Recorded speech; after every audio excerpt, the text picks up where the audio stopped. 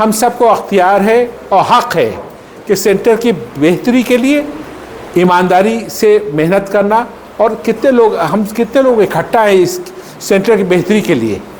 हम सबको कोई सेंटर कोई तोहफा नहीं देगा, कोई फाइनेंशियल कंपनसेशन नहीं देगा। हम अपना वक्त लगा रहे हैं, अपनी मेहनत कर रहे हैं, तो इसका रिज़ल्ट तभी पॉसिबल है जब हमारी नीयत अच्छी हो और प्रोसेस ईमानदाराना हो।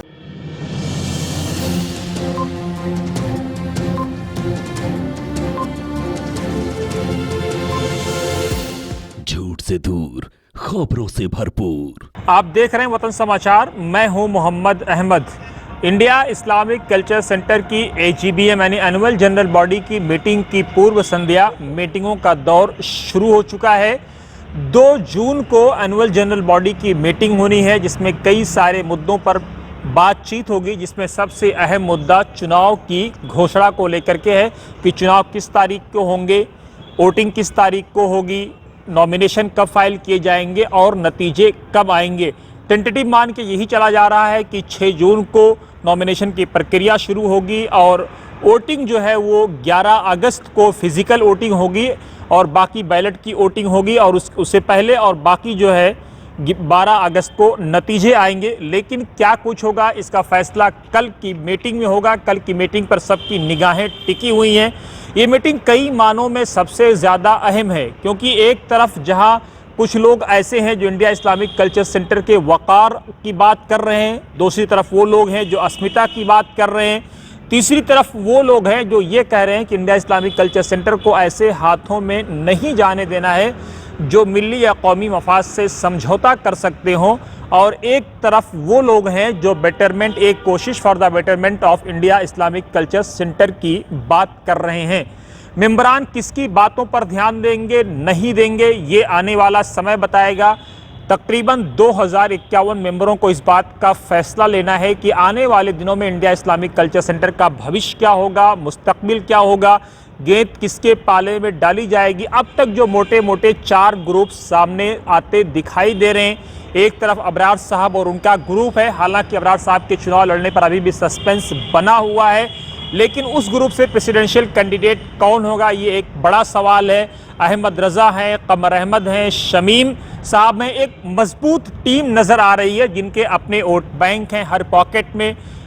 बड़े ऐसे लोग हैं, ख़ास तौर से अगर देखा जाए पिछले चुनाव के तुलना में, तो अबरार साहब, अहमद रज़ा साहब और शमीम साहब को वो वोट मिले थे जो 400, लगभग 350-400 वो वोट थे जो सिराज साहब के पैनल को तो मिले थे, लेकिन अबरार साहब और उनके साथियों को, इन 3 साथियों को जिसमें अहमद रज़ा और शमीम शामिल हैं, उनको नहीं मिले थे। तो इस माने में करके कि अगर 400 वोट माइनस भी था फिर भी ये जीत करके आगे, तो ये एक बड़ा सवाल है। दूसरी तरफ सिराज साहब और उनकी टीम है जो लगातार इंडिया इस्लामिक कल्चर सेंटर को एक मौका और देने की इंडिया इस्लामिक कल्चर सेंटर के मेंबरान से अपील कर रही है। मेंबरान क्या इनकी बातों पर ध्यान देंगे, क्या टीम अबरार की बातों पर ध्यान देंगे, क्योंकि सिराज साहब का एक कहना है कि वो एक्सपेंशन में जाना चाहते हैं, लेकिन अब जाहिर सी बात है मेंबरान ने कम से कम बिला वास्ता तौर पर सीधे सीधे एक्सपेंशन में जाने से सिराज साहब के अब पूरी तरह से विराम लगा दिया है, रोक लगा दी है, और अब ये मान के चला जा रहा है कि सिराज साहब इंडिया इस्लामिक कल्चर सेंटर के एक्सपेंशन में नहीं जा सकते हैं। लेकिन बिल वास्ता तौर पर क्या इस्लामिक कल्चर सेंटर में BOT का चुनाव सिराज साहब लड़ करके आएंगे और फिर आने वाले दिनों में इंडिया इस्लामिक कल्चर सेंटर के दस्तूर में तब्दीली हो सकती है? ये कई ऐसे सारे सवाल हैं जो अभी हवा में घूम रहे हैं, लेकिन इसका भी जवाब मेंबरों को ही देना होगा कि किस टीम को मौका देते हैं, कौन सी टीम जीत करके आती है।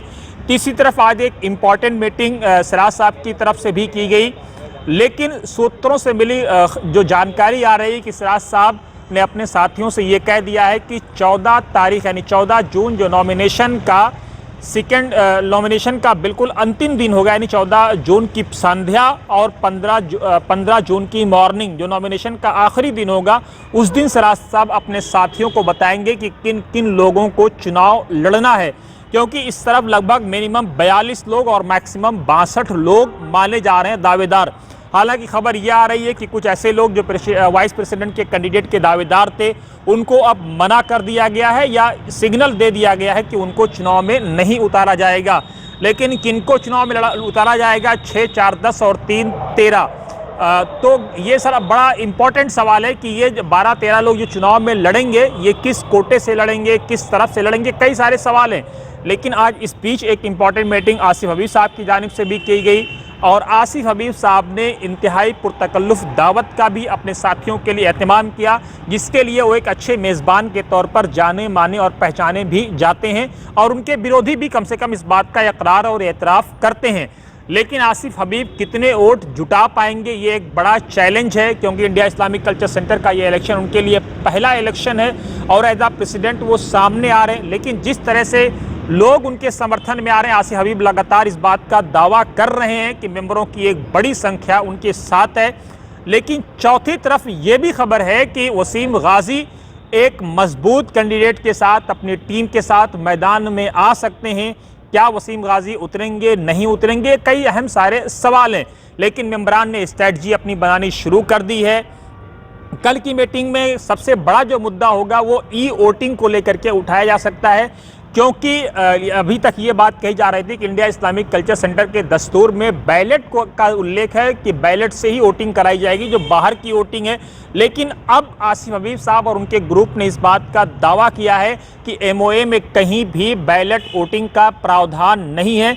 इसलिए ऑब्जर्वर साहब ने जिस तरह से SGBM यानी स्पेशल जनरल बॉडी की मीटिंग में बगैर बैलेट यानी ई वोटिंग कराई थी, ऑनलाइन वोटिंग कराई थी, वही वोटिंग बेईमानियों, बदउनवानियों, जो तथाकथित बेईमानियां और बदउनवानियां हैं तथाकथित, उनको रोकने और उन पर विराम लगाने के लिए बैलेट पेपर की जगह पर ई वोटिंग जरूरी है। ये भी एक बड़ा मुद्दा हो सकता है कल की मीटिंग में। एक और जो इंपॉर्टेंट मुद्दा होने वाला है वो ये होने वाला है कि ऑडिट रिपोर्ट जब सामने आएगी तो उसमें कई सारे सवाल खड़े किए जा सकते हैं। लेकिन क्या कुछ होगा, आप इंजॉय करिए।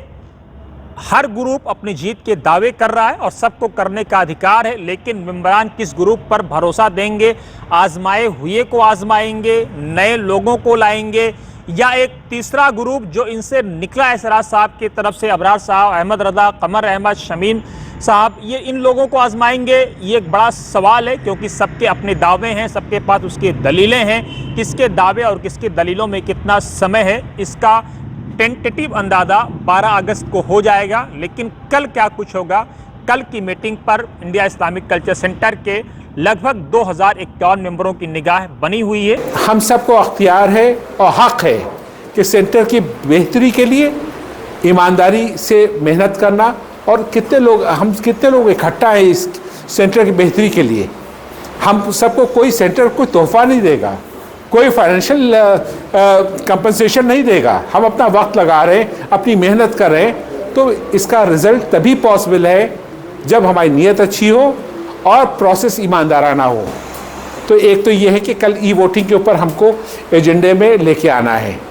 दूसरी एक और अहम बात है कि अगर दूसरे खेमे के लोग ज़रूर ये बात उठाएंगे कि साहब ये विंडो फिर खोली जाए, जिन्होंने फ़ीस नहीं पे किया है।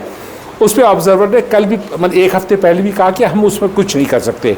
डबल बेंच का ऑर्डर था, हमने 3 दफ़े हमको टाइम मिला और हमने मेंबरशिप वेरीफाई करके सबमिट कर दिया। उसमें लोग कहेंगे भी तो हम कुछ नहीं कर सकते। हम ये पॉजिटिव वे में कहेंगे कि इतने लोग ई वोटिंग के फेवर में आपको अप्रोच कर रहे हैं and put it as a part of agenda और let it be E voting, क्योंकि लोग कहीं सफ़र कर रहे हैं, कहीं जा रहे हैं, बहुत से तरीक़े हैं, मजबूरी भी है, बहुत से तरीक़े बेईमानी के भी, लेकिन हम इसको बेईमानी ही समझ के चलेंगे। हमको इस बेईमानी से बचना है अगर आप इस कोशिश को कामयाब बनाना चाहते हैं। हमारी रिपोर्ट कैसी लगी कमेंट बॉक्स में ज़रूर अपनी राय दें। साथ ही आप हमारी यूट्यूब चैनल को लाइक, शेयर और सब्सक्राइब भी ज़रूर